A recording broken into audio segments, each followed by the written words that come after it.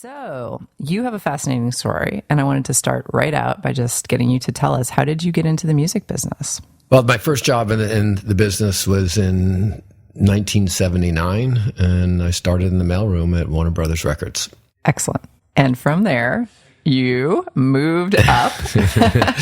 Well, I'll try to give you the short versions of it all, but I used that as a platform to learn, to understand what the business was or what the company was. I would deliver mail to the promotion department. I would learn what the promotion department did, by talking to people, getting to know people. And I did that with every department in the company. And through, a few years of doing that, and I realized what I wanted to do or what I thought was appropriate for me. I didn't see myself calling radio stations and convincing them to play music, or going to retailers and convincing them to take music in the stores. I wasn't a salesman, so that's not what fit me. So I focused on getting into the A&R department from the mailroom. Wow. And you did. And I did. You did eventually get into the A&R department. Yeah. So the mailroom gave you access to things. You had as much information as you wanted to have, from financial information on the company to anything. You got to know people. You made copies of things. And so if you were smart and you read them, you would learn, right? And steal anything. But I would intellectually read it and hold on to it in my brain. But one of the things I was able to do when I would pick up mail from one A&R person to another, they would pass notes to each other of bands they would see at night.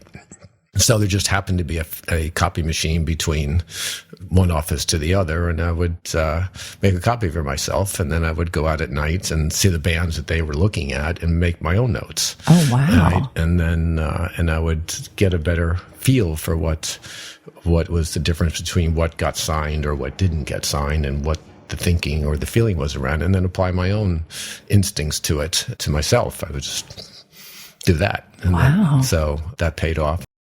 And then one day I walked into the head of the department's office and I said, I want a job. And she said yes. So from Warner Brothers, I couldn't find my way up the ranks. There were a lot of people sort of in front of me. And I got a call one day from Capitol Records to go work for them. And they were tripling my salary. And I was like, Yahoo, isn't this great? And Warner Brothers couldn't find a role for me to sort of move up the ranks. So I left, right? And I went to a company that culturally was so different that it was about commerce and not about art.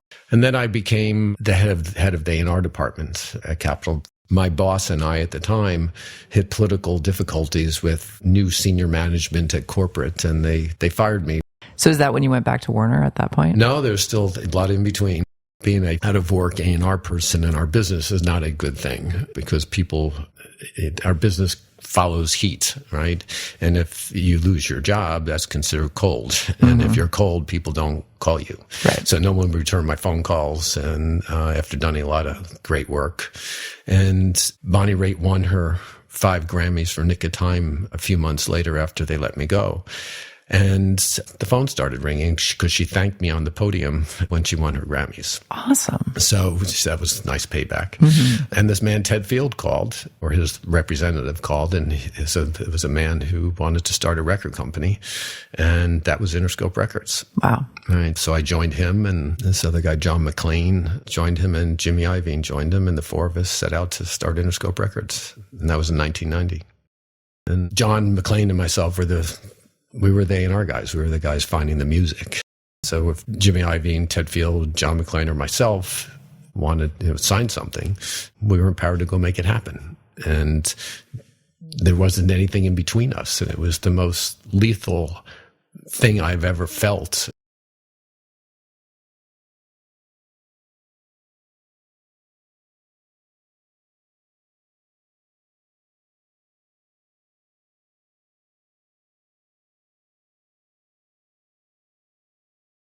So I went to Warner Brothers from there. They called, and I thought, wow, this could be really cool. I was in the mailroom in the beginning, and now I'm the chairman of the company. And I used to dream that when I was to motivate myself when I was pushing the mail cart around the floors. So the fact that I could actually make it happen, and I thought the right thing was to say yes.